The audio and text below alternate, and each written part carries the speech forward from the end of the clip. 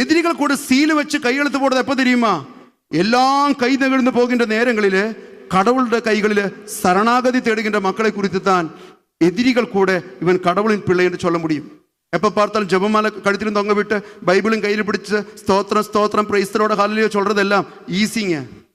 குத்துன்னு குத்து கிடைக்கும் பொழுது, அடின்னு அடி கிடைக்கும் பொழுது, எல்லாம் இருள் சூழ்ந்த பள்ளத்தாக்கில் போய்கொண்டிருக்கும் பொழுது, காற்றும் புயலும் சுனாமிகளும் வரும்பொழுது, சிலுவை சாவுகளும் வரும்பொழுது, நானும் நீயும் இருந்த போதிலும் நான் கடவுளை மறுதலிக்க மாட்டேன், வெறுக்க மாட்டேன், கடவுளுக்கு எதிராக முடிவெடுக்க மாட்டேன் என்று சொல்லி என் குடும்பத்தை, என் பிள்ளைகளை, என் வாழ்க்கையை உமதுக்காரன் ஒப்படைக்கிறேன் என்று சொல்லுங்க பாருங்க. அது தன் கிறிஸ்துவ குடும்பம். ஆத்மீகத்தினுடைய உச்சகட்டம் என்பது, ஆத்மீகத்தின் உச்சகட்டம் என்பது அதான் உண்மையான விசுவாசிகளின் சமூகம் என்று சொல்வது. கெட்டதெல்லாம் கிடைக்கும் போது பிரைஸ்தலோட ஹல்லேலூயா சொல்றது ஈஸி. அற்புதங்களும் அடையாளம் நடக்கும் பொழுது தியான மையங்களுக்கும் திருத்தலங்களுக்கும் போய் சாட்சியம் சொல்றது ஈஸி.